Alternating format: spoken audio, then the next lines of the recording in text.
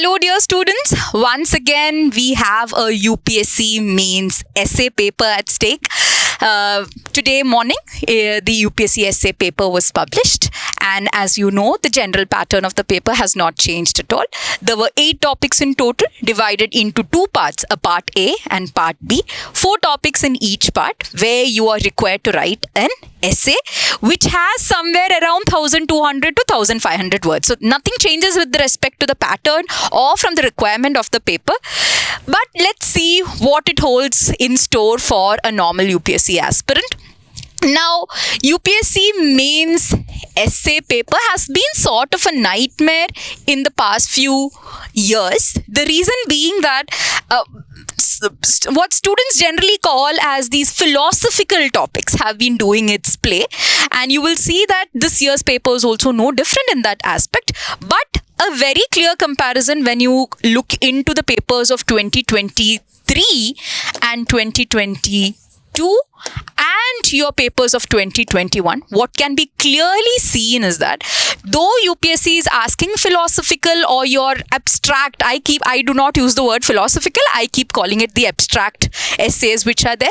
The abstract essays also, if you look at it, the paper has become quite moderately difficult. If you compare what you had from 2021 to 2022, which I personally feel was one of the difficult papers of the last few years, this year's paper is a moderately difficult paper. Now, it's very easy for me to pass that judgment and say, okay, yeah, it's a moderately difficult paper, and students or those who were there in the examination hall might at times feel differently about it. Now, the reason why I pass this judgment regarding this paper is because when it comes to the topics, the difficulty of a group of essay topics depends on how many dimensions you can bring into the essay topic. How easy is it to relate that essay topic to a normal happening in life? So, for example, when they give you something like innovation or visionary or dreams or anything, if we are able to reduce it to something that is relatable to us, then the essay topic becomes as something that we can write. This is the reason why some topics which were in the previous years where topics like real is rational or rational is real and things like that, if it is not relatable to the person who is writing, it becomes quite difficult. It is in this aspect I can say, out of the 8 topics asked this year, you can see that at least 5 to 6 topics could easily be brainstormed into an essay that you can write around 1200 to 1500 words. Okay, so this exactly is the idea of why I call it moderately difficult. Barring 2 to 3 topics based on where you think from, were actual difficult topics that you can understand the topic, but you cannot create a lot of dimensions on. So I call this paper difficult or moderately difficult based on the dimensions you can create and based on the meaning or relatability of the topics. Okay, so once we have established that, then comes into the next question as to what would be the general trend with respect to it. Now, what happens when a certain essay paper is easy to moderately difficult is the point that you will have a part A which has 4 questions and you will have a part B which has 4 questions. Now, it just so happens that out of the 4 questions asked, there will be clear favorites for the student who's writing it. Now, that is also clearly seen in this paper. If you look at the 4 topics given this year, you will see that topics like, there was a topic which said thinking is like a game. It does not begin unless there is an opposite team. There was another topic which said visionary decision making happens at the intersection of institution and logic. Then there was another topic which said not all who wander are lost. And then the final topic in the part A was inspiration for creativity springs from the effort to look for the magical in the mundane. Now, no prizes for guessing which is the most favorite topic out of all of this. This was the third topic. Even in our polls that we've conducted, we've seen a clear bias towards this topic, which is not all who wander are lost. It is a topic where you can create lots of dimensions on. Right after that, the next favorite topic happens to be the first topic, which is thinking is like a game. It does not begin unless there is an opposite team. If you compare these both topics and if you take the average UPSC aspirant who's written the essay paper, you will see that a lot of them have chosen for topic 1 or topic 3. Now comes the better challenge over here. See, once you choose a topic that's quite favorite amongst aspirants, then you have to, your competition has increased in that sense, wherein you cannot just stick to your cliched dimensions or stick to cliched ideas. Just normal social, political, economic ideas will not fetch you the best marks over there. So here is where if you feel that, okay, this is the topic that you are going to pick, then it becomes a challenge for you to just have a guess also, like how many better dimensions you can bring in over there. Okay, so though it is moderately difficult, the evaluation of this paper will become much more stricter because of this, because certain topics are clearly slightly on the difficult side. For example, if you look at this topic, visionary decision making happens at the intersection of institution and logic. Through our discussion, I'll make it simple for you. I will tell you how you can go about with this essay, but in the examination hall, I can probably empathize with those who saw this topic, and maybe if you had a PubAd optional or a PSIR optional, maybe you would have been able to relate it to some aspect of your study. But other than that, I do not think you can generate a lot of points by yourself just thinking in one direction with respect to this topic. Same applies for the fourth topic also, which is inspiration for creativity springs from the effort to look for the magical in the mundane. We are filled with examples of this, but to create full-fledged dimensions and to structure an entire essay based on this can be a challenging task. You can write few pages, but I do not think 1200 to 1500 words can be easily generated. See, there are people who would easily generate these things, but for a normal aspirant to sit in the examination hall, brainstorm and come up with so many dimensions at that place could have been a difficult task. So this is the reason why in the part A, these 4 topics which featured have a clear bias to very actual relatable topics and 2 topics on the distance side. Now with that, let's start discussing each of these topics in detail and then we move on to the second part of it. The first topic which comes about, thinking is like a game. It does not begin unless there is an opposite team. They have somehow managed to take this concept of thinking and they've made it like some sort of a competition over here. It's like a game. It does not begin unless there's an opposite team. This topic it is not biased to a positive side or a negative side. Get that. I have always told in my essay discussions also, if a topic clearly has a negative side, you have to be very careful while picking it. But this topic has a very neutral tone. And you will start seeing over here, they're comparing thinking like a game. It does not begin unless there is an opposite team. While I was brainstorming this essay, just like you guys did for the examination hall, I sat with these topics and I brainstormed it in like all of these topics together in maybe 40-45 minutes or so. So then when I was brainstorming this, I was thinking about what could have been the possible introduction for this.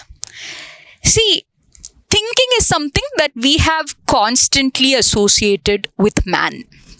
Though we know of intelligent animals, when we first ask someone what is it that distinguishes a human from any other organism, we start off by saying it's consciousness.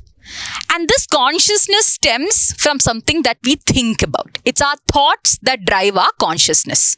Got it? So this is something very core and very important that sets a human apart from the rest of the creatures. So for me, if I had to write this essay, I would probably start with the word 1.8 million years. 1.8 million years. Now, what is the significance of 1.8 million years?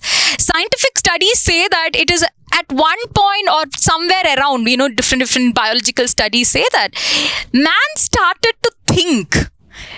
Now, it might seem very, very, interesting to us, because we always in our minds are thinking people. We think all through the day. While I'm talking to you, I'm thinking about this topic right now. While you are listening to me, you're thinking about something else which is there. We constantly think.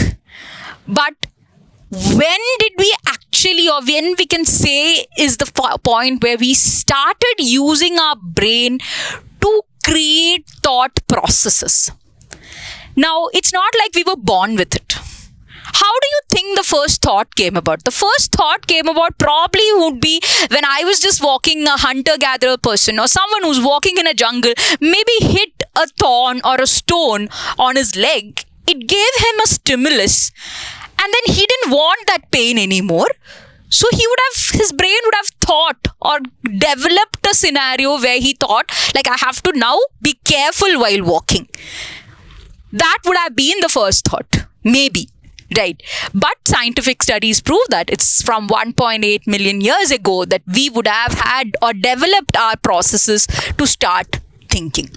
So I would probably take off with that, because it creates a very suspense element to the examiner. And then we can go about and discuss about why is thinking described as a game. It does not begin unless there is an opposite team. See, all through human history, if you took, and that is exactly what my structuring is also going to be for this essay, where we can think about thought. If there is thinking happening, they are constantly saying there is an opposite team.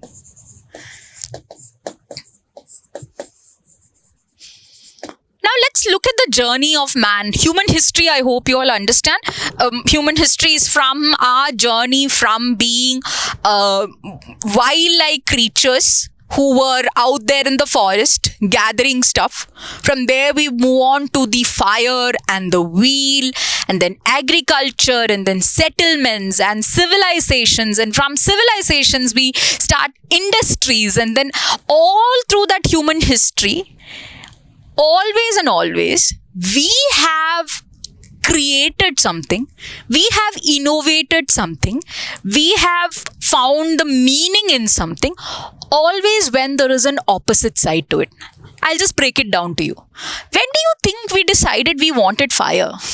Was it just generally sitting around and we were like, okay, let's think of something? No. When humans suffered loss, when humans suffered death and everything due to extreme cold, extreme, difficult scenarios which is there, when humans wanted to scare off predators that were trying to kill them, they needed something to counter it. And thus begins the journey of thinking, what can be used to scare them? Can loud sounds be used to scare them? Can big pictures or big kind of explosions used to scare them? It is in that journey where we encountered upon fire. So the opposite team over there was your own survival. When the human survival became at stake, is where we started thinking about what could be or what we wanted. We wanted protection. And we wanted protection from what? And thus we come about and we create fire. So in this manner, the opposite team always has been some kind of a need, some kind of a want, some kind of a perception that we wanted to create, some kind of cognitive thinking. Now, don't be scared with all these big words. If sometimes we think, like right now when I'm standing over here and I'm teaching you this, or I'm discussing this topic with you, before coming to this class, I would have thought about it. Why, what does it give me to do that? The opposite team for me over there is the joy of sharing this knowledge with you. That has what has prompted me into thinking it. Right. So it need not always be a need or a want or a perception, but it can just be for the pure joy of thinking things and sharing it with people. So any of these opposite teams, survival, need. When I'm saying need, what are the constant needs that we would have had? Food, shelter. What are the constant wants that we would have had? We would have wanted comfort, mobility. This is an all where the wheel would have come into our picture. Then we want that perception. Perception is the idea of creating a family, togetherness. Cognitive thinking is feelings, emotions. Which means every single time when we have to think our way through, we have some external stimulus. The external stimulus can be as simple as pinching my hand, or it can be an external stimulus like climate change. Any variance of this is what prompts us to think. Now, that doesn't end there. So, your essay can start off by saying, yes, thinking is where or what begins when there's an opposite team. And the opposite team can be any of these things, which is your need or want or perception or cognitive happiness or anything. And it can also be things like power, dominance, might. Might, when I'm saying it can be economic might. So that shows the other side of it. The thought, or see, think about it. Again, it's the irony of this, but then when you have any kind of thought, you can have good thoughts or bad thoughts. You probably would not see the side of it, but then when you look at it into a neutral point, what is going to happen? You are having all these kind of thoughts. Sometimes your thought stems from something that, okay, I'm feeling hungry. What do I do? So then the thought comes about, okay, I have to cook something, or maybe I have to eat something. Sometimes it can be, so I hate someone. How do I eliminate that person? That can also be a thought that comes into your mind, which means that just like all our actions can be divided into good or bad, our thoughts are also having good and bad sides. So one way you can start going about with this essay is look at all what could be the opposite team. The opposite team could be power, dominance. In the Cold War period, the countries all had the thought to dominate the world. So then what happened? The opposite team was domination. And that led to what them thinking, okay, I have to develop my space program. I have to develop my nuclear program. These all thoughts and actions came as a result of that. Got it? So you can look at one ideal way, because this is a topic that a lot of people are going to take about. One very unique way that I thought that we could structure this was to take up the entire human history. And for that, you have to be quite aware of what human history is. Human history would be from the beginning of your fire to what today we see as maybe space and AI and everything. This topic is very similar to that idea which says that necessity is the mother of invention. Okay, so it's on that very same line that you're thinking over here. Thinking always happens when there's an opposite team. So the opposite team can be necessity, can be need, want, perception, power, dominance, any of these things. So the key over here is to look at what all has happened in human history. Take, for example, fire. Look at what the opposite team of it is, and when the opposite team of it is what, how did humans think through it and create this? So understand, you have to first establish to the examiner that you have thoughts, and from your thoughts your actions come about.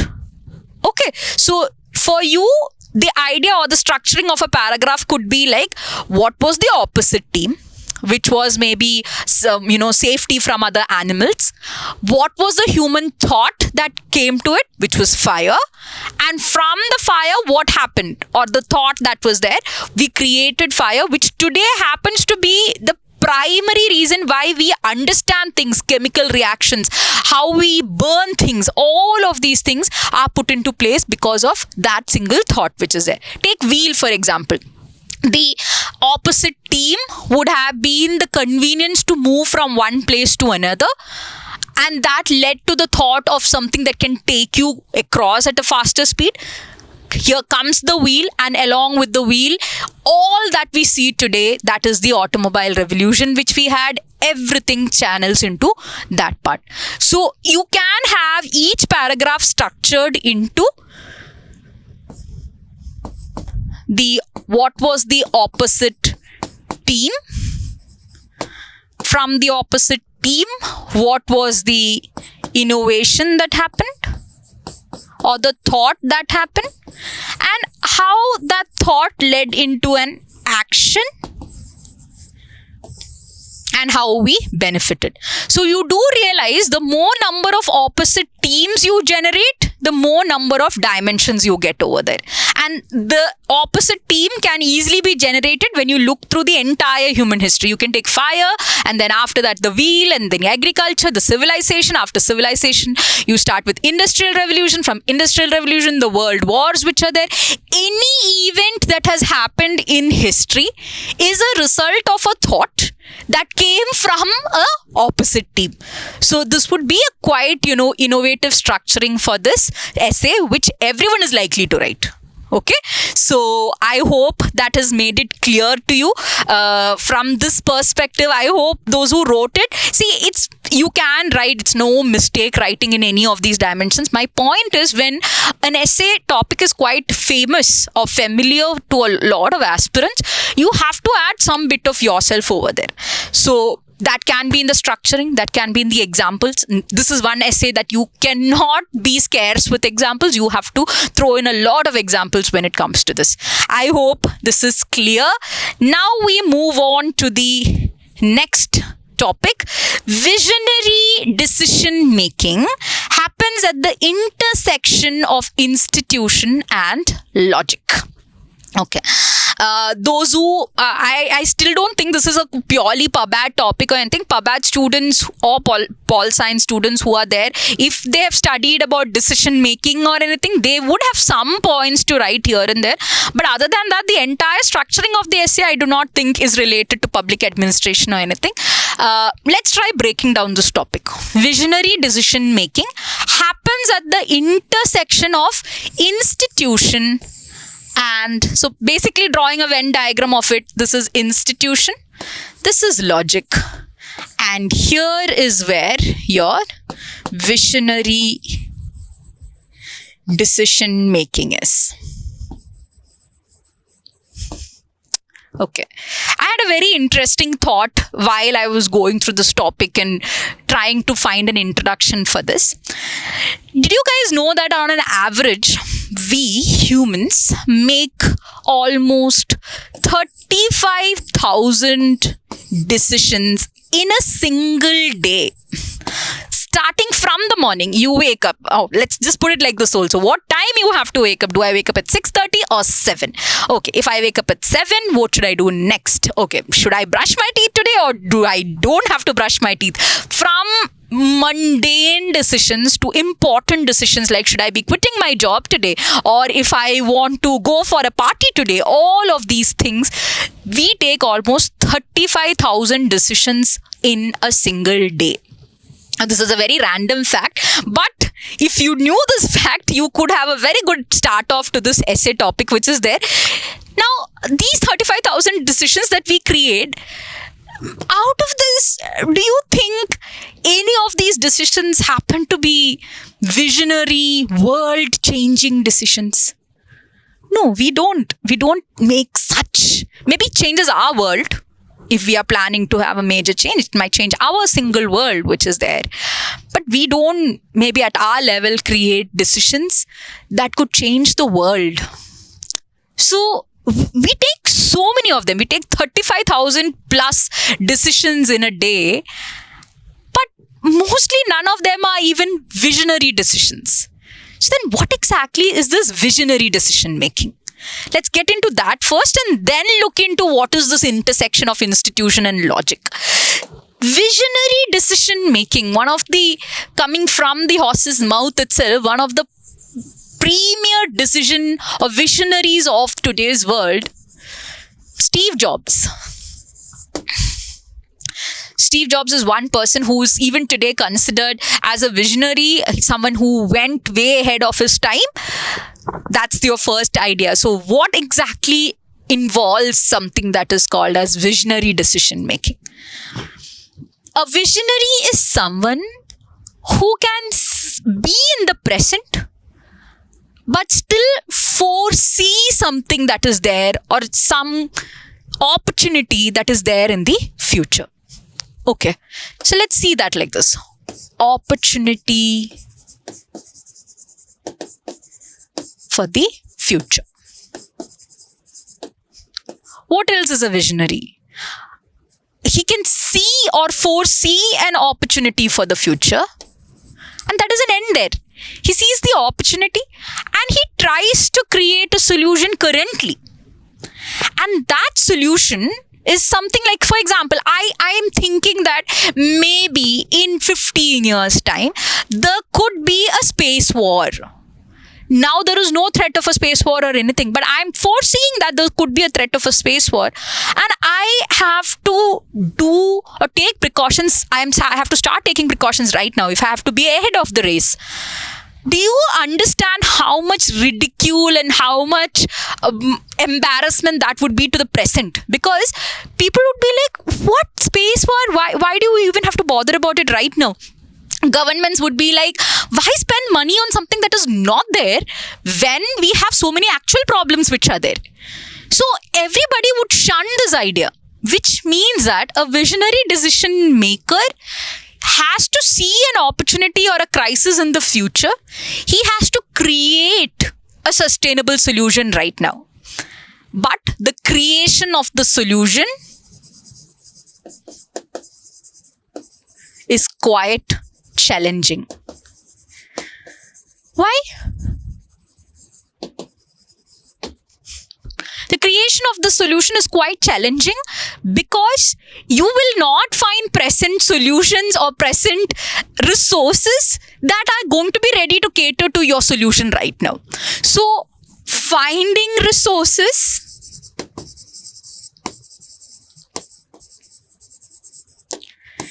finding help or aid, all of that is difficult. But still, a visionary decision maker persists through all that and finds a solution. Okay? He finds a solution and he somehow makes sure, or somehow, he has to make sure that his solution is something that is going to be long lasting. Why? Because he is not finding a solution for the current day things. He's finding a solution for something in the future. Got it. So his solution has to be long lasting. His solution has to be sustainable.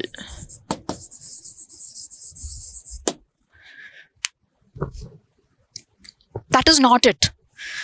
This doesn't end there. A visionary decision maker will have to, because see, if currently I'm having a problem, so for example, if my phone is not working, or if my the Alexa or something that is a smart appliance which is there in my home is not working, there is a solution for it currently, which has current expertise involved in it. But when I am out to find the solution for a problem that could be, then I have to be very innovative. I have to be unique in my solutions. So long-lasting, sustainable, unique solutions which are responsible. Because a visionary decision maker is not someone who is just selfish and just bothered about, oh yeah, my problem, I found this problem, I found my solution. No, that is not the idea. Because if he has to find support for his solution, he has to be responsible to the people he's finding the solution for. If in the beginning of independence time, if a visionary leader like Sardar Patel saw that, okay, we have to integrate all the princely states into our union, otherwise in the future we will have problems. He needed the support of all the other people.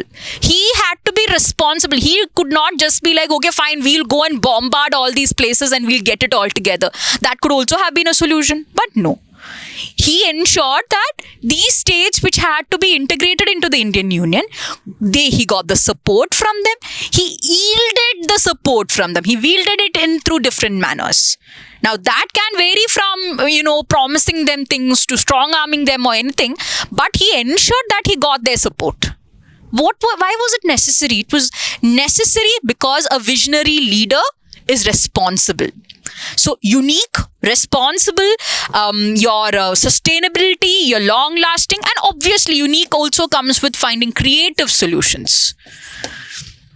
So this is what is actually visionary decision making. Visionary decision making is different from our normal decision making because we don't take decisions thinking about the maximum future. That we think about is, okay, how am I going to pay my rent next month? Or how am I going to do something next month? How am I going to go for a trip next month? That is the maximum thing. Or maybe, okay, what will I do in my next year? Will I go for higher studies?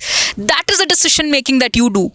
But someone who's a visionary will have to foresee the problems that would arise maybe 15 to 20 years down the line and still find solutions for it. So now that we've understood who a visionary decision maker is, then comes the question as to what we have to discuss, which is a visionary decision maker or decision making happens at the intersection of institution and logic. Now, the question here means that if visionary decision making should happen, you need institution, you need logic. So what is this institution? What is this logic? Now, if a visionary decision maker, let's just take, for the sake of understanding it clearly, let's take the example of Sardar Patel itself, because it's quite relatable to us. We know what was the scenario then. Let's see it like that. Okay. Now, he is a visionary leader who foresaw that the states at the crux of the Mountbatten plan, the states have to, or any of the princely states, either join into any of the sides, preferably to the Indian side. If you stand independent, it is going to create a lot of problems in the future.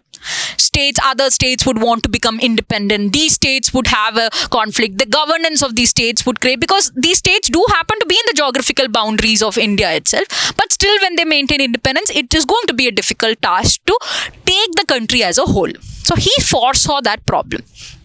Now, him foreseeing the problem just doesn't make him a visionary decision maker. It makes him a visionary because he saw the problem.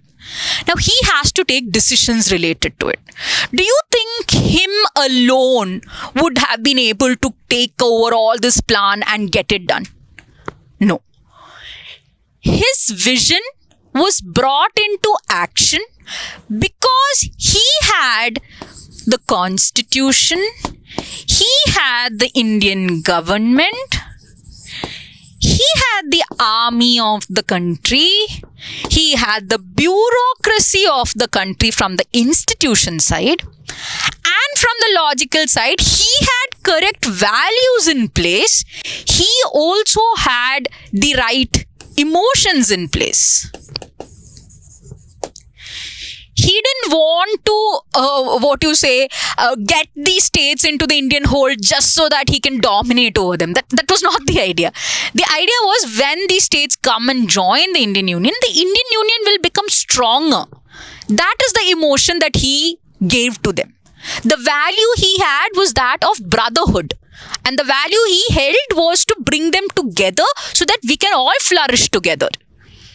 Got it? So, the logic in that, when I'm saying, it can be the thoughts in that, it can be the emotion in that, the values, the wisdom in that, combined with the institutional help which is there, is what led to him having those or creating those decisions which is there. Otherwise, his vision would have just remained a vision. So, to put it into plain mathematical terms, which is there, a vision becomes a visionary decision when it has institution and logic. Otherwise, it will remain a vision itself. Got it? So this is the meaning, and these are all the opportunities that you can take across in this topic. Now, there is a very interesting turn over here. So once you've understood this topic can be structured based on what all different kinds of visionary decisions have happened in different spheres. You can take the Indian example itself. You can take the visionary decision of moving forward with LPG. That is one of the most visionary decisions that we have taken in the last few years, which is there. The idea that we have to get on hold with LPG. It is a visionary decision which was taken at a time when there was absolute opposition against it. It was very difficult to get it done, but it had institution and logic in the right place. So you can take through the Indian history which is there, which are the visionary decisions we took in different fields which is there, be it your green revolution, your integration of the unions which is there, these post-independence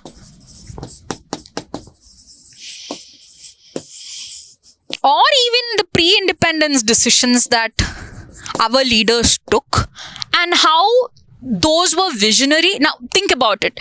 When Gandhiji came and said about having non-violence as one of the prime core values of the Indian freedom struggle, too much to the point where he even called off the non-cooperation movement because people were not, non-violent. Now, he's seen as a visionary. Why is he seen as a visionary?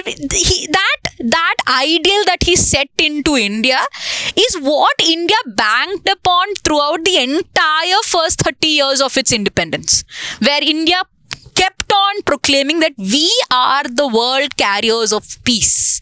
Even today, India holds such strong will amongst countries because of those values which is there. Got it. So a visionary leader can foresee that. A visionary leader can foresee the idea that if your independence is rooted in non-violent means, it is much more sustainable.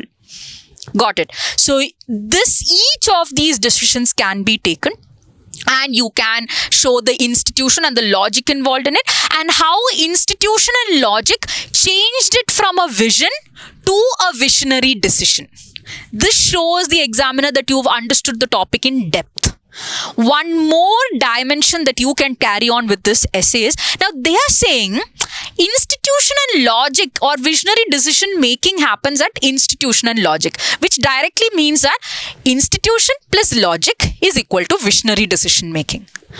But you do realize, even to create institutions which are good, you need visionary decision making, which means the counter argument is visionary decision making also leads to institution and logic. That is one angle you can explore over here, and that will set you clearly apart from the rest of the people who are vying to write this topic, because here what happens is, what exactly is the meaning of this? See, okay, let's see it like this. The RTI of India. Okay. Visionary decision which happened over there was the Right to Information Act. When a visionary decision is made like that, what has happened? Obviously, to make that decision, you had one set of institutions. You had the government, you had the parliament, all with their right energy have created the visionary decision. But you do realize, when the Right to Information Act got created, it created another institution which is having much more vision, which is your Information Commission, which is there. Right? It set about another logic into the people's mind that government processes have to be transparent. Before that, it was just a wish of us. I wish it was all transparent. But once your Right to Information Act, which is already a visionary decision, came into place, it set in course institutions and logic, which now drives people. So it goes both ways. Institution and logic can create visionary decisions, and visionary decisions can create much more better institution and logic. So this is how it goes. Vision gets converted into visionary decision with institution and logic. Visionary decision creates much more better institutions and logic in the path of getting it applied. So I hope both these sides are clear. If you are taking this topic, it would be a wonderful delight for the examiner if you can deal with both these sides, because it's not going to be something that hits a student normally in the examination hall. If you can brainstorm that, that would be absolutely good. I hope those who've done it, good job. Moving on to the third topic, currently the most favorite topic of people over here. Not all who wander are lost. This is something that we constantly see in these Instagram bios and in the car, these placards and things like that. Not all who wander are lost. What is the meaning of it? Who are we talking about over here? And what is this wandering meaning? Let's try to understand this. See, the topic says not all who wander are lost. What wandering are we talking about over here? Is it just the traveling thing? We would have seen this quote in the traveling aspect. But what is the meaning of it? Let's come to the crux of it. What is the meaning of wander? Wander would mean just losing yourself aimlessly, without any clear destination or goals in mind. So, starting to think of it, what is this idea of wandering?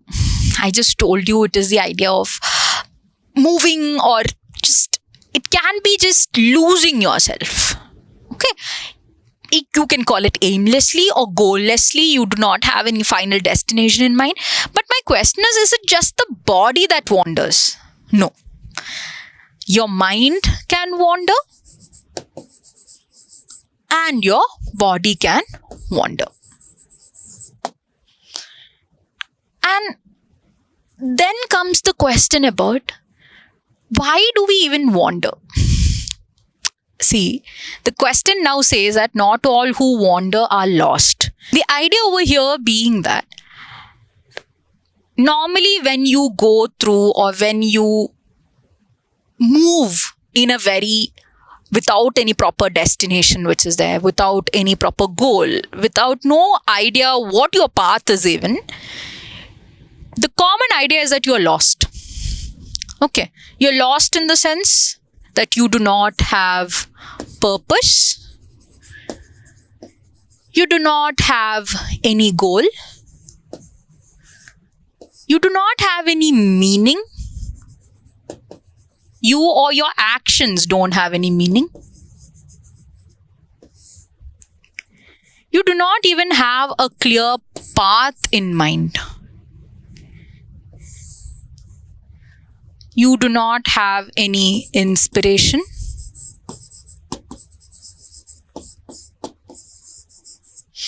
You don't even know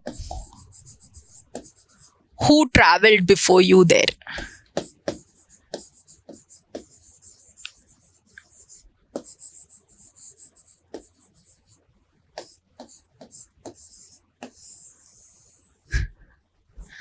This is what normally people assume when I'm saying somewhere I feel lost. I feel lost because I can be having a lot of confusion. I do not know what to look up to. I do not know what decisions I should take. I do not know what goals I have. Any of these things can be the meaning of what you are feeling when you are lost. The key to cracking and key to finding a lot of dimensions for this topic lies in that word, lost.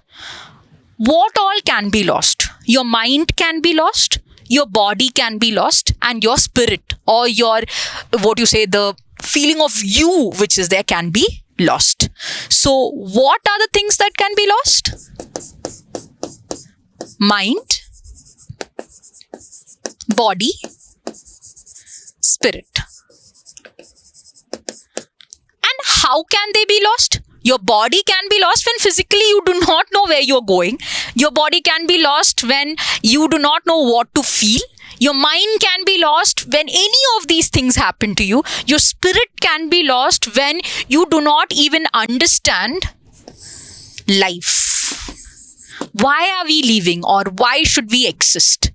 All these meaning, or wherever you can actually extrapolate the meaning into lost, is where the key of this essay lies.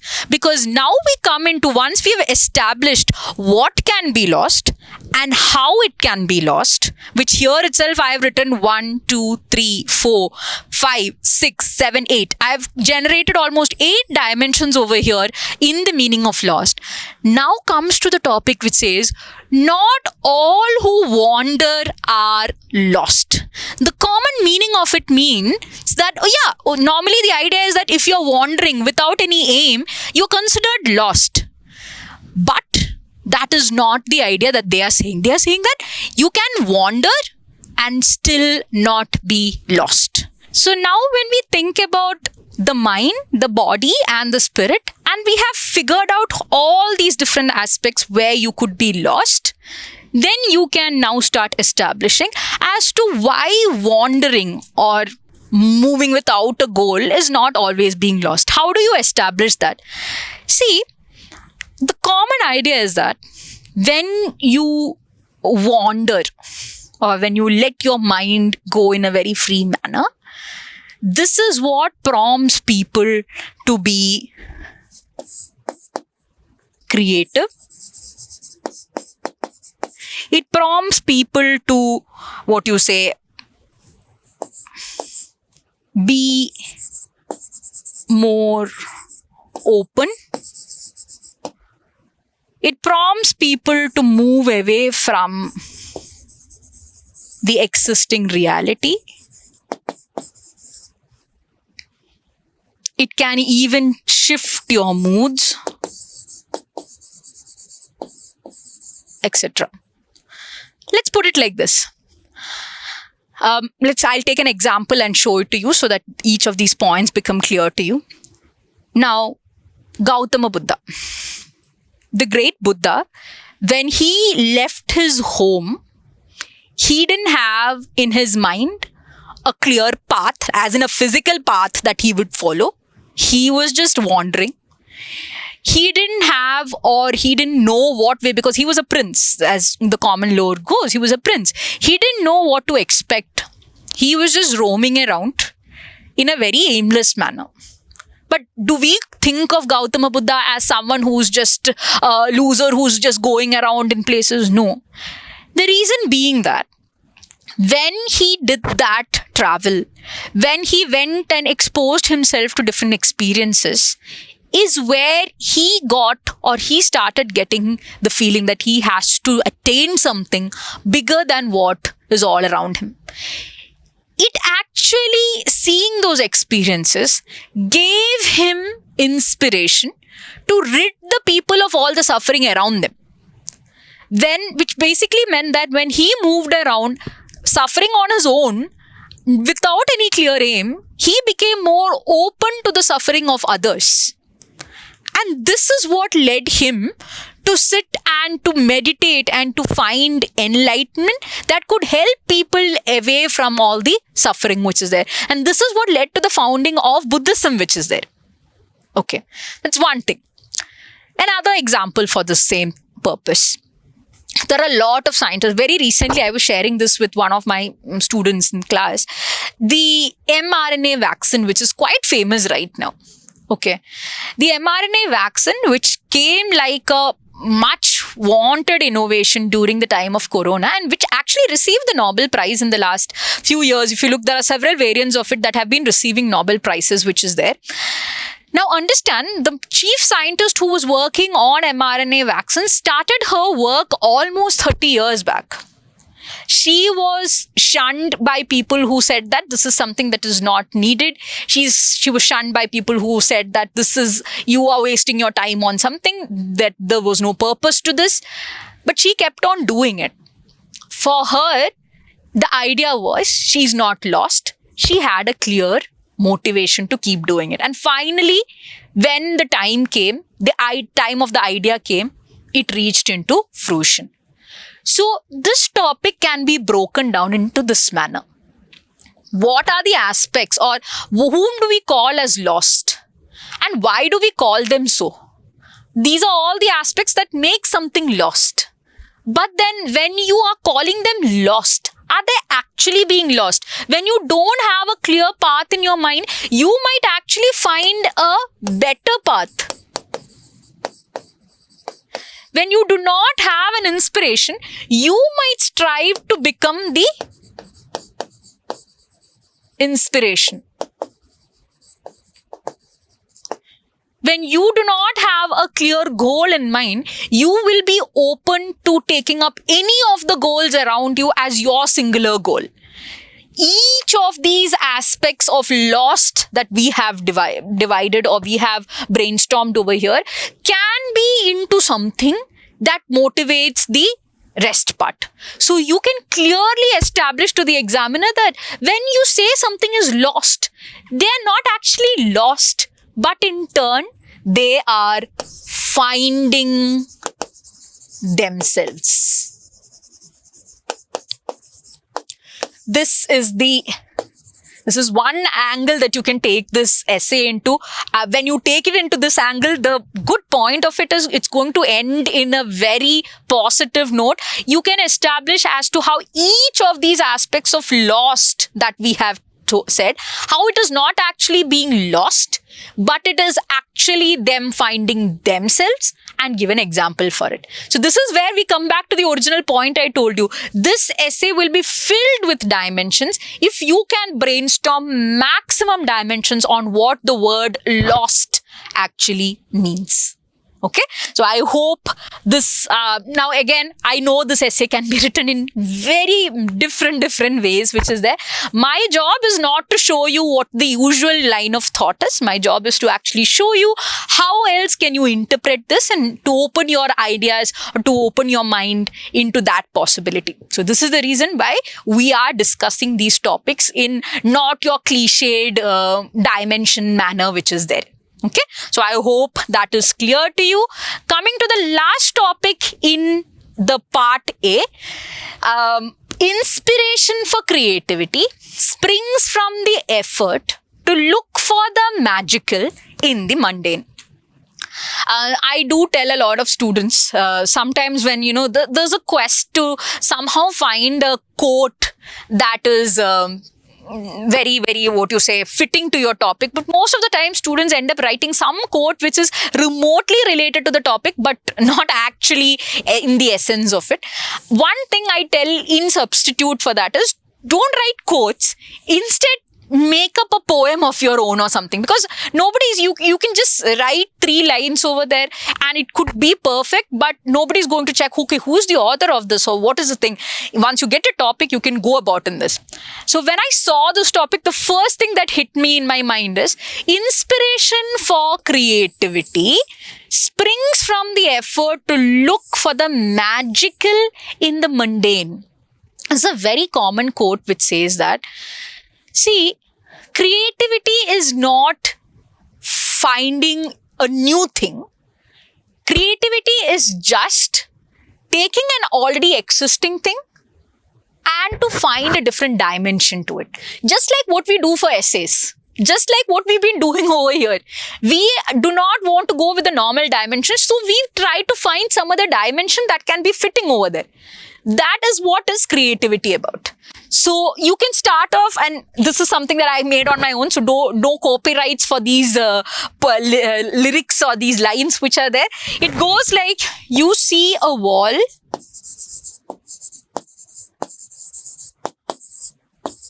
I see colors of graffiti.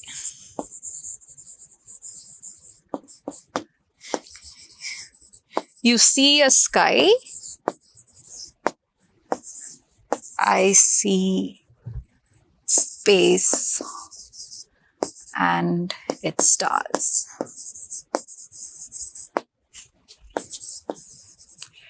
You see a human,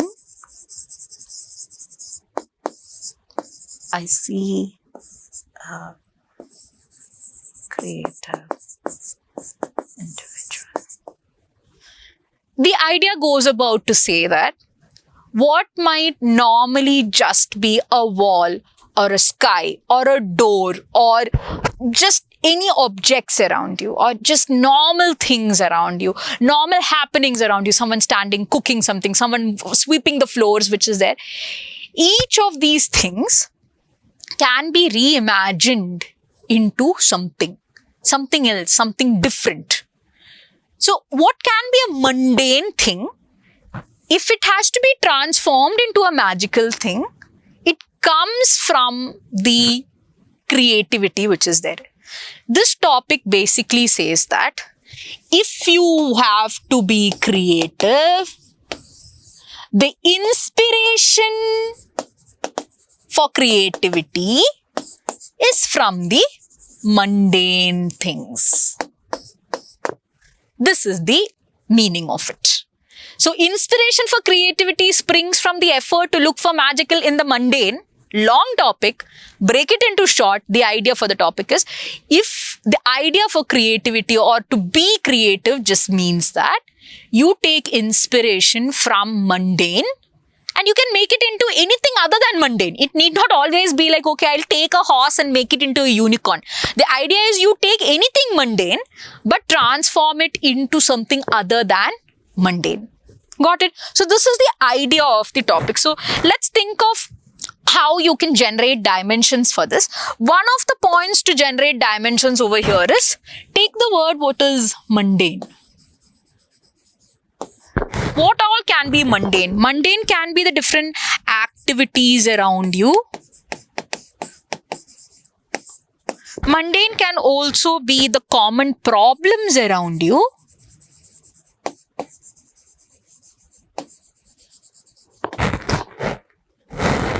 Mundane can also be the personal experiences that you have.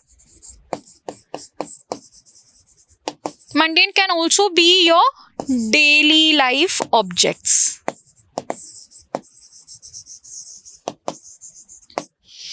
All of these can be mundane. Okay. Then comes into the question as to how each of these mundane things can drive your inspiration. Okay, let's see it like this. An activity that you do. For example, maybe cycling or cooking. You do realize when you are involved in cycling or cooking or anything, something that's quite habitual to you. Habitual in the sense, for example, early morning you wake up, you go straight to the bathroom, you start brushing your teeth. That is a mundane activity. When you brush your teeth, you are not thinking about, okay, at what speed am I brushing? Is all the levels in a correct manner? No, you're not thinking of all that. Your mind is somewhere else. At that point, what happens is, you have the free time to think of other stuff. When you get that free time, what is that going to drive you into? That free time will actually prompt you to be creative. So you might not get creative with brushing, but then obviously you will get creative with something else that you're thinking about. Okay. Same way, the common problems that we face. The common problems that we face, if it is relatable, if it is diverse, or if it is something that requires a leadership. As simple as this, a common problem that a lot of us would have faced, maybe for mobility, how fast we can get from one place to another.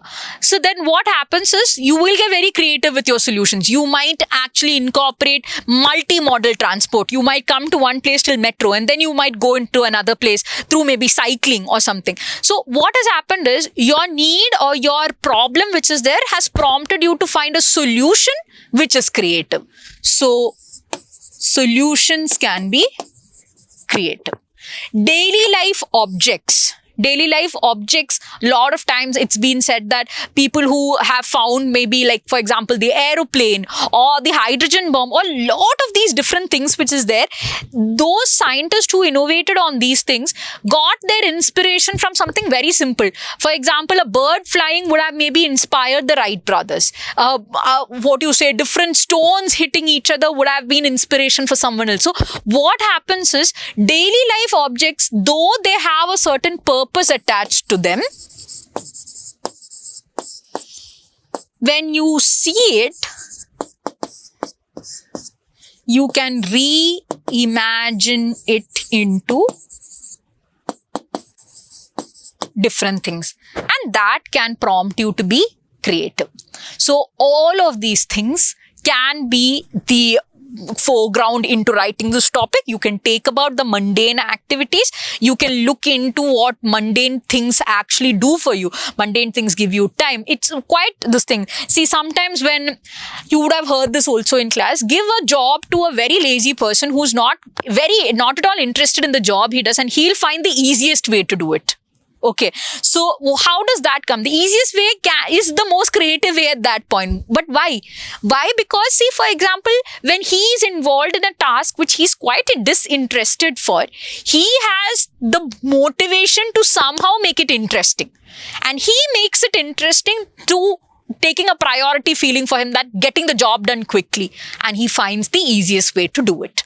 So in this manner is where each of these mundane activities, it can be activity, problems, experiences, objects, each one prompts a person to have different thoughts. So this is one essay topic. If you've written, you need to fill it with so many examples on different mundane activities, different common problems, different personal experiences, different daily life objects that have prompted creativity or creative solutions which are there. In this manner, this is the reason why I told in the beginning, it is a difficult topic or a moderately difficult topic, because the limitation in generating dimensions is quite, you might be able to generate close to 8 to 10 dimensions, and that is it. 8 to 10 dimensions in the sense that 8 to 10 different viewpoints. So that is a limitation of this topic. But other than that, those who have taken this topic and have been able to generate more ideas of thought, good job over there, because that would actually reward you in a much more better scale. Now, since we are done with the part 1, which is there, let's look into the part B questions. Part B questions, again, the clear favorite question is this one. This is the usual question that everyone goes prepared with. Girls are weighed down by restrictions, boys with demands, two equally harmful disciplines. The next topic was mathematics is the music of reason. For some reason, a lot of people have been just, thrown away by this topic. But the part B is quite considerate of you, because even if you don't, there's no forcible feeling to pick this topic, because you have other topics like a society that has more justice is a society that needs less charity. And you have the final topic, education is what remains after one has forgotten what one has learned in school. For me, basically, out of all the 4 topics which were mentioned in part B, barring mathematics is the reason of life, where you cannot generate a lot of points, but all the other topics have the scope to be generating a lot of points, which is there. So let's start looking quickly into each of these topics. The first topic, I don't think any average UPSC aspirant would have been prepared with this topic, which is there. The only point is, how can we make it interesting? Girls are weighed down by restrictions, boys with demands, two equally harmful disciplines. A good starting point would be to shed the idea of girls and boys, but take the concept of restriction and concept of demand. You have restrictions and you have demands. Now they're saying two equally harmful disciplines. So you try establishing first as to why these are harmful. When you are restricted, how all can you be restricted? You can be restricted on the size, on the color, on the different actions you do, on the movements you make, on the decisions you take. What all can be demanded from you? You can be demanded time, effort, emotions or lack of it.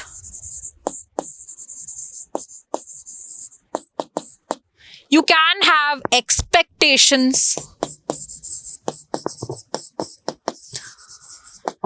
How is each of this harmful? So you don't take a girl or a boy, but you just start from the point that says that when anything is restricted, it loses its ability to reach full potential. Then there is again what is going to happen. When something is demanded, for example, the person is capable of only picking up 5 bricks or something. But you are demanding them, no, you have to pick up 10 bricks at the same time. Now, what is this? You are exerting beyond your capabilities, which means that restrictions do not allow you to reach your complete potential. Demands actually force you to ignore your capabilities and weaknesses. What is the final for both? See, even if an object is restricted or demanded, it will have this thing. But what is the problem when it comes to a human? When a human is restricted or there is so many of demands on a human, then that life is not lived to its fullest. Okay, there is either the problem where it doesn't reach its potential, or the problem where it is forced to work beyond its capability, and again there is no kind of fulfillment of life. So be it restriction or your demand which is there, it finally leads to lack of a fulfilled life. Establish this first to the examiner. Once this is established, then what do? Then you try starting off with girls and then you take boys. What are the expectations which are there on girls? What are the expectations or the demands which are there on boys? You do not just go directly into it. You start saying that these restrictions have come because of a reason and these demands have also come because of a reason. Fortunately for us, both of these have come because of the same reasons, which are it can be poverty, patriarchy and all of these things which are there. But start off with the reasons. Go about with what are the restrictions and the demands of it. Okay, so you know very clearly you have restrictions in the form of how a girl should look. You have restrictions in the form of if a girl should be allowed to study. There are restrictions in the form of if a girl should be allowed to leave even when you have points of female infanticide. So all of these things can be taken about. The choice of a marriage, the choice of an education, the choice of a life partner, the choice of what kind of financial independence you want, what kind of property you should be owning. All of those choices are restricted. At the same time, on the demand side is where all of those things are actually demanded from the person also, the boys also. My take on this topic would be, see, you stick to the topic of girls and boys, but I've always maintained this in class also. When a topic is given in this bi-gender manner, you should always even hit upon the LGBTQIA plus issue. So if you can say if girls are weighed down by restriction and boys are weighed down by their demands, you have communities which are weighed down by both. The demand to be a certain thing and the restriction to be because they are in a certain way. So you can show how that they stand to be double vulnerable in both those aspects. That would be a good side dimension into this topic. Obviously, you have to write about girls and boys, but anytime a gender-based question is asked, this is the times that we live in. If you add that third angle also, it shows about how considerate and wholesome you can deal a topic with. Okay, so that was my take on this. The reason being that, see, this is a topic that everybody is also going to take up and write. Even in our polls, we showed there was a tremendous number of students who took up this topic and wrote. So you need something that will give you that extra punch. Okay, so the reasons and the examples might be commonly similar, but the way you deal the topic becomes important in these kind of things. So I hope this is a bit more clear to you. Now coming into the next topic of the most scary topic out of this list, as so called by the students. But yeah, again, you were not forced to write it, unlike last year where you had very limited choice and you had to actually pick up a topic which you didn't feel confident about. But if you were not confident about this, you had other better topics to write. Mathematics is the music of reason. Okay. What exactly does it mean? See, what is music? Music is something that takes us in a rhythm, has a certain beat to it. You know what to expect. Like when you hear a song, if you are well versed with music and things, if you take Carnatic music or any music which is there, you know, like if you are taking a certain beat, you know what the next beat would come. Right? At times, you can even be creative. You can merge different music and you can create an element of surprise. So what exactly is music? Music is the very beautiful combination of different sounds together. If I just made a, that doesn't mean anything. But in an entire string of other words and other tunes along with it is what has made it music. Right. So music is something which has a rhythm, a meaning,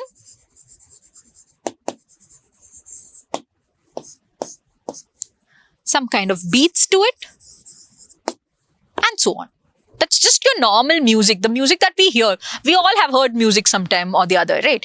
So, and this music, when we hear it, what do we feel? We can, sometimes if it's sad, we find we have those emotions associated with it. Sometimes we are very pleasantly surprised by it. Sometimes we are disturbed by it. Any kind of these emotions can come into you. So music also gives us certain emotions. Some kinds of music help us focus. Some musics inspire us. And so on. Okay. Now coming to our topic. They're saying maths is the music of reason. Okay. What is reason? Reason is where, for example, I want to tell you, or I am saying that the world is round. Okay. So I'm saying the world is round and I'm going on saying that. This is my viewpoint. I'm like, the world is round. It's not flat. The world is round. Okay. Now, I might have my own judgments for it. I might be like, when I moved over here, I came back to the same place. I am having all these judgments.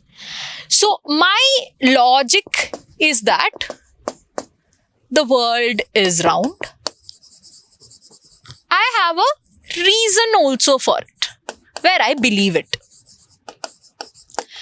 Now, if this reason of mine has to be something that is accepted by all, it needs proof.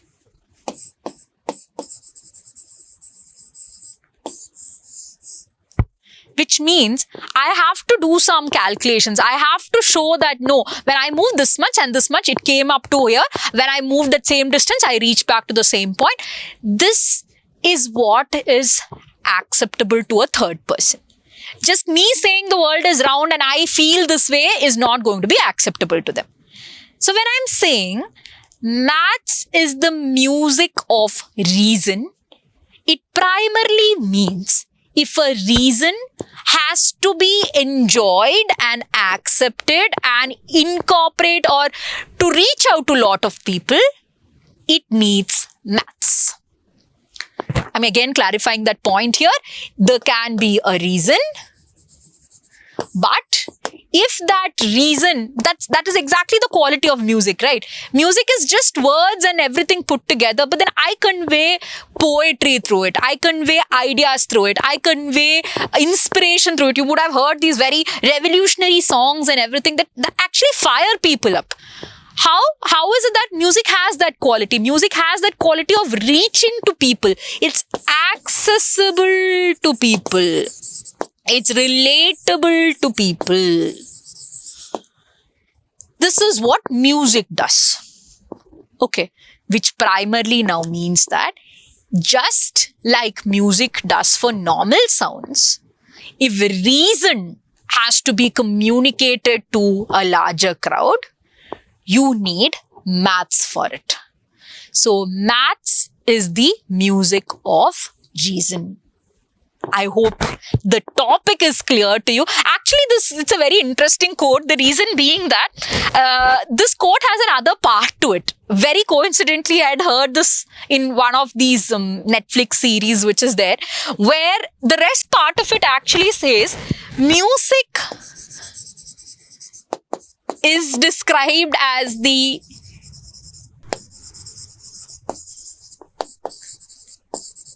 maths or mathematics of sense. Little did I know when I saw this part that the rest part of it would come as a UPSC essay topic, but it's a very nice coincidence to see this topic back again like this. But understand, music is described as a maths of sense, and the reason being that it's just like maths is, because see, when I am saying 2 plus 2 is 4, I go in India or China or South America, 2 plus 2 is 4.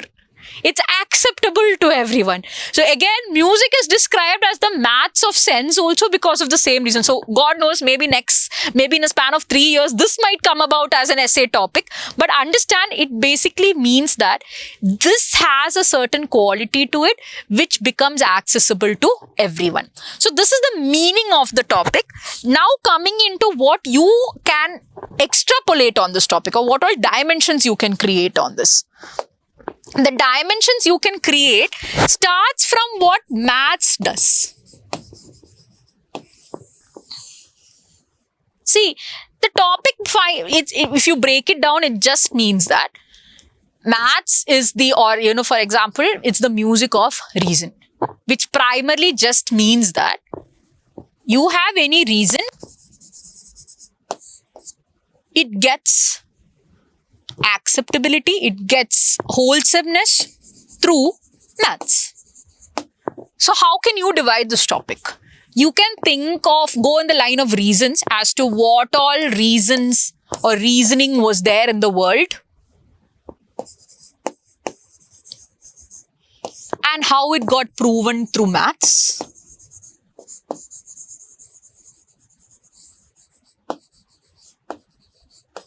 Starting from the thought of, now for example, for the longest time, people knew, if you take Einstein's theory of relativity, people had these ideas. But what is Einstein's contribution? He put it together in a way that he could prove it.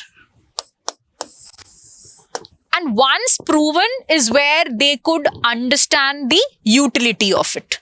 So, to understand utility, to understand the acceptability of it, to understand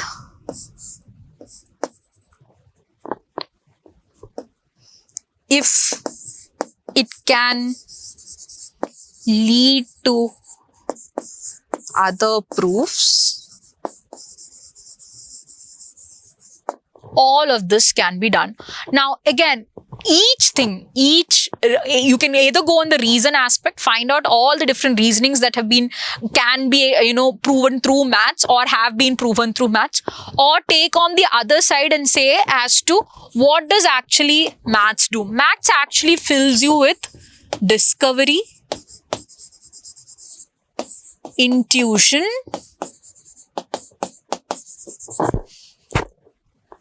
inspiration,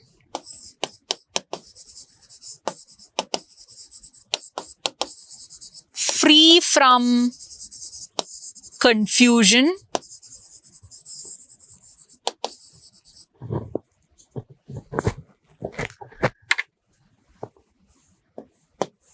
so on. So you can take about or start off this essay by going through that why, what technique. Take about as to explain the topic first, because if you are able to crack this topic and explain the topic itself to the examiner in a clear, simple manner, that itself will give you a lot of advantage in the first place. But you ensure you don't get confused in your whole spree. You have to explain it in a simple manner. Then you go about as to why maths is the music. For that, you can use all these points and then go on to the different examples related to it. Okay, and much more good luck to you if you are able to find the other side of it. But I do not think a lot of you would have might heard that other part of it, where music is the maths of your sense, which is there. But if you do know that, touch upon that side also in the essay. As you can see, again, this topic becomes difficult because of this point. You can generate 4 dimensions over here, maybe another 4 over here, 4 or 6 maximum, along with few examples. And that's it. So this is the limitation. You can still generate these many points if you have understood the topic. But I do feel that because it's a relatively difficult topic, if you are able to generate these many points and prove to the examiner as to how it has the quality of the music of the reason, you will get really good marks because you have taken up a much more difficult topic which is there. I hope this is also clear to you. Now, as we move further to the 7th topic, a society that has more justice is a society that needs less charity. Though the word charity comes with a certain negative connotation, the meaning over here is less freebies or less handouts. And the question comes about the society that has more justice. More justice. So start off, again, this is a topic that certain optional students from, it can be sociology or PSIR, have a relative advantage because for you the idea of justice is quite clear. For those others who are not very clear about the concepts of justice, it starts from the idea that justice in very plain terms just means fairness. Okay, what all fairness? It can be fairness of treating people,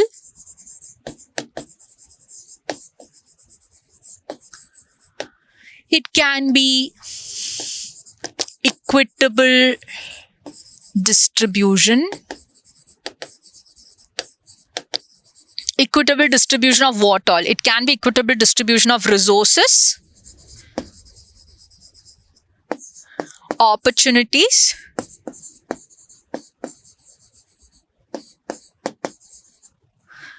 privileges.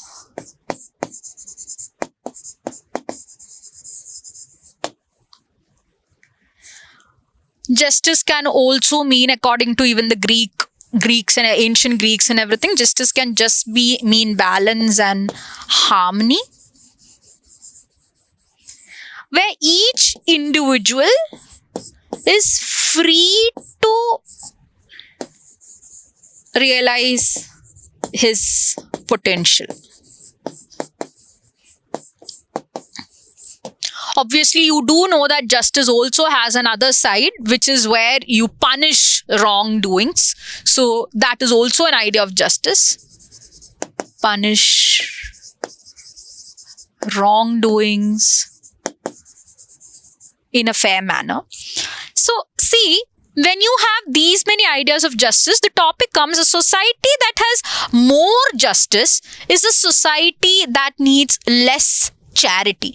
So more justice means what? More of each of these factors which is mentioned, and that would lead to, as they mention, less charity. For the sake of our topic, let's take less charity to mean less help.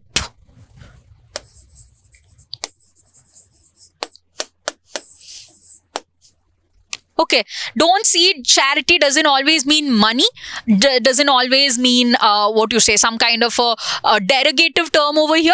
Understand less help is what the topic would actually translate into. So essentially the topic over here means that if you have justice, that society needs less help.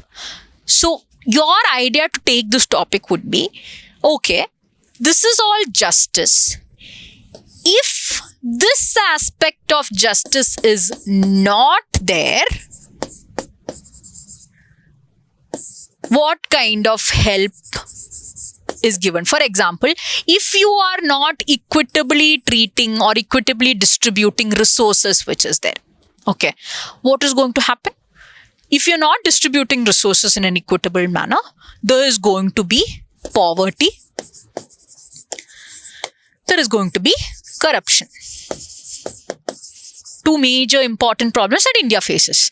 So when poverty and corruption is there, what do you have to do for each? For each of this, for poverty, you will need more government funding to help people come out of it. For corruption, you will have funds given to solve it, but then that fund would be leaked out. Which means that when you have these both things, which actually led from a lack of justice, it has led to these problems. So then you establish to the examiner, if you had more of justice, what would be the consequence? If you had more of justice, your financial resources or your other resources will be distributed in a proper manner. When it is distributed in a proper manner, people will not have the reason to be in a backward way. They will have enough funding to do the activities that they need. So this topic can be taken in this manner, where you take justice, but you can take justice and all of these points written through the several issues India faces. And obviously, as I keep telling you, when you write about the several issues that India faces, in each of your paragraph, the ending thing should be, okay, if there was more justice, through what all means. For example, when you have your, your opportunities are not equally distributed, then you have something like reservation, which is basically a positive affirmation. When you have positive affirmation, how that will solve the problem which is there, how that is more justice. So you show that entire track, and this is a topic that you cannot just touch and go. I've seen a lot of students do that. When topics like justice and everything come, they just, poverty can be solved. Education can be solved. No, you have to not just go touch and go through all of these things. If you are taking up, even if you're taking up 6 dimensions in this topic, ensure that you go about with, okay, lack of justice led to what? If there is justice, what will it lead to? And when that justice is there, how will it help the country? So show that in that cyclic manner. Even if you take less number of dimensions over here also, ensure that you have a certain depth in the writing of it. Otherwise, it will be considered as a very flaky treatment of this topic. Okay, so I hope that is clear to you. Moving to the last topic, this is a very funny thing. Albert Einstein, as we know, was a very intelligent person. But a lot of internet quotes have been misquoted to him. One such quote, this is not misquoted, this is something that Albert Einstein says, but it is actually taken out of context. I'll tell you what, the topic says, education is what remains after one has forgotten what one has learned in school. Okay. Now, it doesn't mean that, it is not one of those things which says, after school you start learning. These are all quotes which says that, education doesn't matter. But this is not the context in which Albert Einstein said this. Albert Einstein was trying to have a conversation in the context of what kind of learning should be there for a child.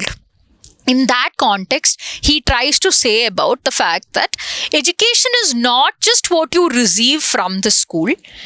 It's not what, or your general theory and subjects and everything that you study. Yes, that is there.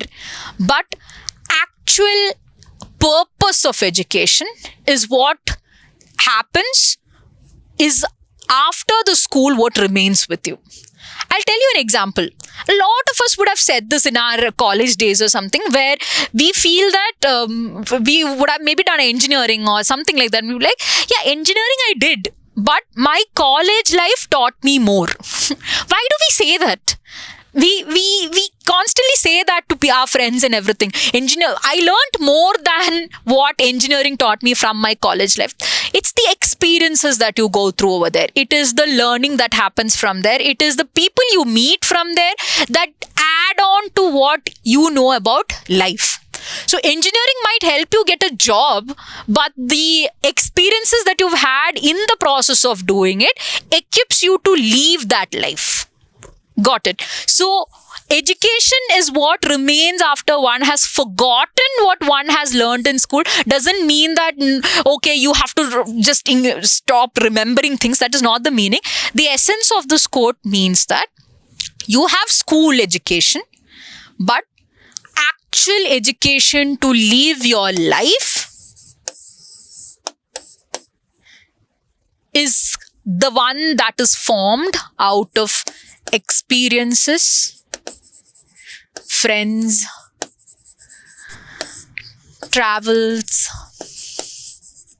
actions, and everything. And this is what stays with you even after you leave the school. To put it into a very prime term, the idea is the core value of education is not what the subjects you have learned have taught you, but it is the learning of mental skills. Smart people amongst you should have already related this to your ethics paper, where every single thing that we talk about, be it attitude, be it in empathy, be it emotional intelligence, be it transparency, accountability, any of these things that we say, we keep telling about how education should happen within family, education should happen within schools, So what is that education? Is it the kind of thing that happens in a moral science class? No, that is not the idea. One, we have the perfect setting for it right now, where I believe those who have written the mains would have seen this news probably, where that entire incident which happened in UP, you don't have to mention the state or anything, where a teacher actually forced a child to slap another child because of the religion. And the next day, these two kids hugged it out in front of people and showed about how kids are just normal human beings who are just impressionable as any one of us are. So your idea could be to start off from there, where the one that happened in school or this entire incident would shape that child to be more tolerant towards his peers. Got it. And that is a much more bigger value than what you sit and study in your classrooms. So this topic can be dealt about what is the actual meaning of education is. Education, as again to take from the great Mahatma which is there, education should cater to your body, mind and soul, and not just to your mind alone. So what is this catering to your body? What is this catering to the mind? And what is this catering to the soul?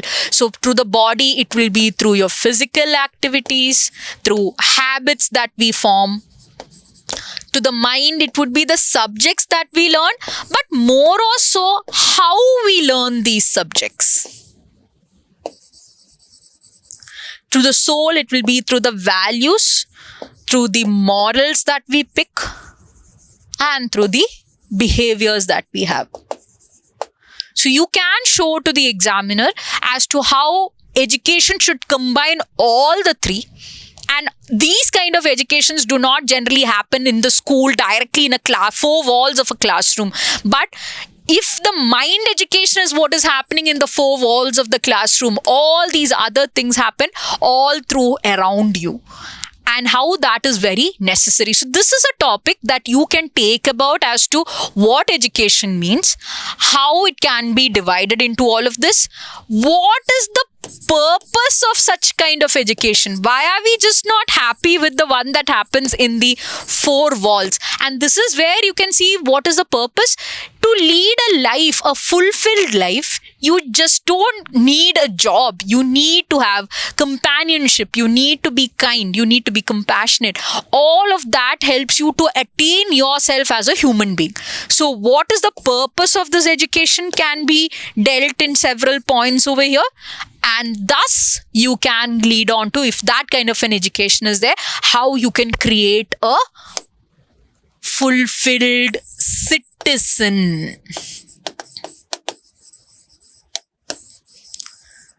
And this can be the final ending that you, grip the topic on.